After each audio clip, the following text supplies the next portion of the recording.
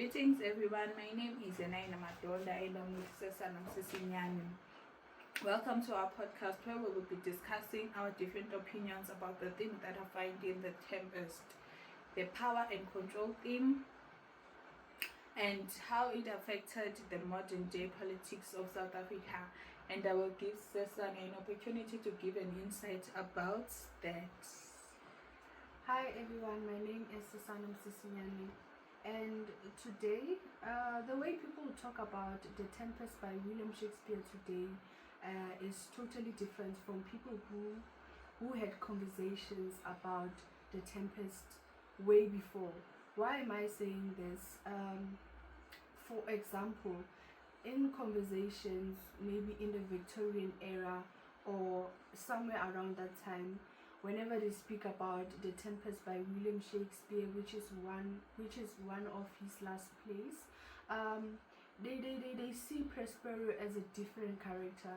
So we transcend the characterization of Prospero in the Victorian light, where they see Prospero as someone who is smart, someone who is educated because he has books.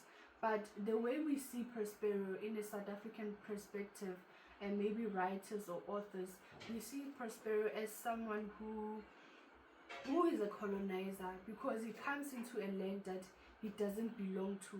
So what I like about Shakespearean plays or Shakespearean content is that over time people can have conversation and we can see it in a different perspective. We can take characters and shape them into different people. Oh, I want to understand this. Is Prospero's action justified when he used the fear and magic to control others? Can you give your view on that? When we speak about Prospero's power and control, we can start by speaking about his power on the island. It comes primarily from his knowledge and use of magic, which allows him to control people and the natural world and the natural environment. By creating the storm at the start of the play, by creating the shipwreck, he manipulates the events by bringing his enemies closer to him, showing that his authority is carefully planned rather than accidental. This suggests that power can come from intelligence and learning, not just from political status. However, his control raises questions because there is in Act 1, Scene 2, Ariel asks Prospero that when are you going to free me? When are you going to free me? And Prospero says to him that he has freed her from the tree, from the trap that Caliban's mother placed for him. And another suggestive control that Prospero is in the themes of this play. His control over Caliban, the native, which has stayed there longer than him, which has been there longer than him, and he treats him as a slave.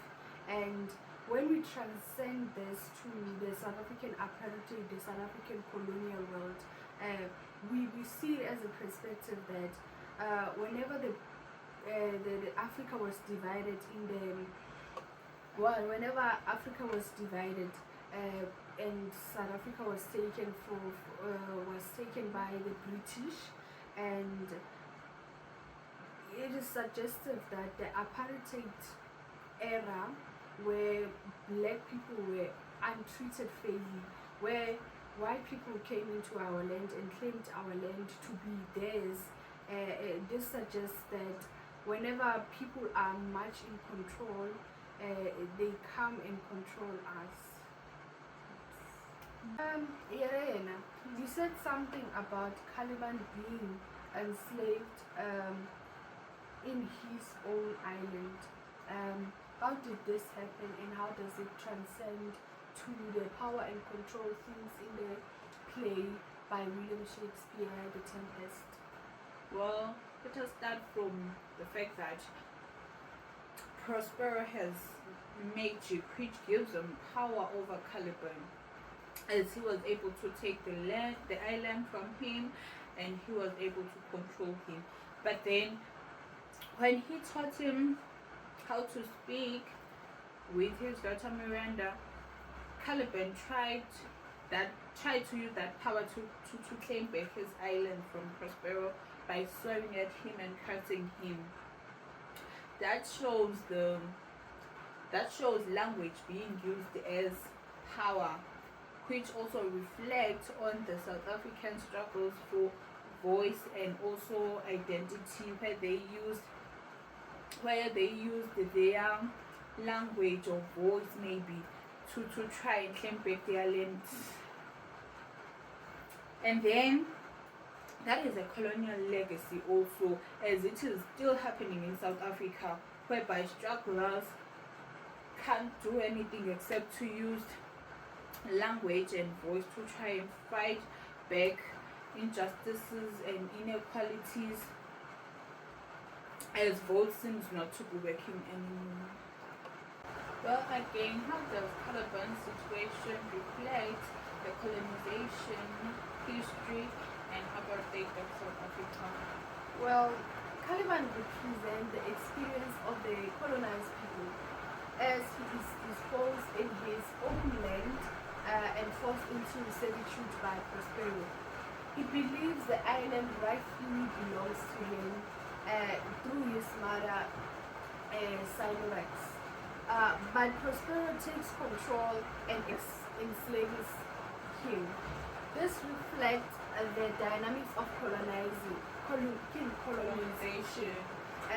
where the natives, the people who belong to the land, just like in South Africa, they were disposed from their lands, they were taken from their lands into, we were grouped, where Sutu people lived there, Xhosa people, and we were disposed in that way, especially in Soweto. His resistance shows that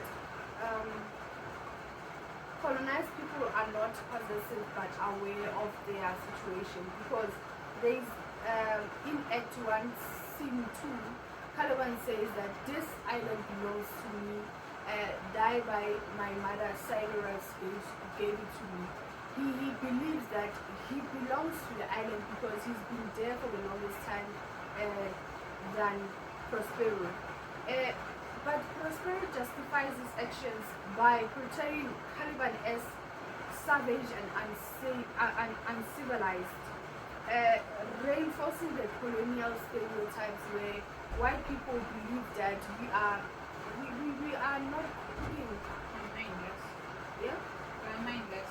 Yeah, we are mindless, black people are not smart enough, and everything like that. This mirrors the history of South Africa, where indigenous communities were disposed and controlled under the colonialism and apartheid. The relationship between Prospero and Caliban highlights the power that is maintained through by force and ideology. Then again, Yena, we see Fernandi and Miranda's wedding, which restores peace. What is your say in that? Well, again, we see Ferdinand and Miranda's wedding restoring peace and almost to revenge for Prospero, as he was able to control his enemies using the storm and also taking Ferdinand, and they thought that Ferdinand was dead, and that was his way of controlling them. Again, it was an escaping plan for him, as he went unpunished for all his unfair treatment to Caliban and also Ariel, and unnecessarily Ferdinand, as he wanted him to prove his love for Miranda, which is unnecessary again.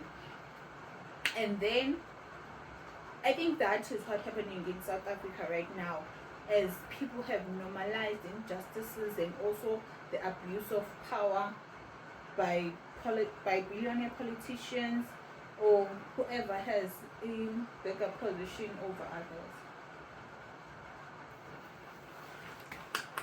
Then how hierarchy in the island will linked with South play to you? In the play by William Shakespeare, The Tempest, we can see hierarchies from the start of the play until the end of the play, where Prospero is on the higher class, and Ariel is on the second level, and Caliban is on the last level. We can transcend this into the South African apartheid system that the Boers created, that the National Party created, where black people were inferior, black people were the lower class, and coloreds and Indians were the second class, and Prospero is the first class. White people believe that black people are inferior, black people don't know anything, black people don't know any systems. So them coming with their own system, their own ways of doing things, they take control by believing that their own ways are much better than any other race or any other racial class. So in my ending of this play, we understand that power is transcendent and power is understood, that whenever I'm higher than you, you should be lower than me. That's what is seen in the play, where Prospero is controlling Caliban, and he controls the spirit of Ariel, which always fights for his freedom. He doesn't fight, but he always questions his freedom in the play. So thank you so much for joining our podcast, and thank you. Yeah, guys, bye.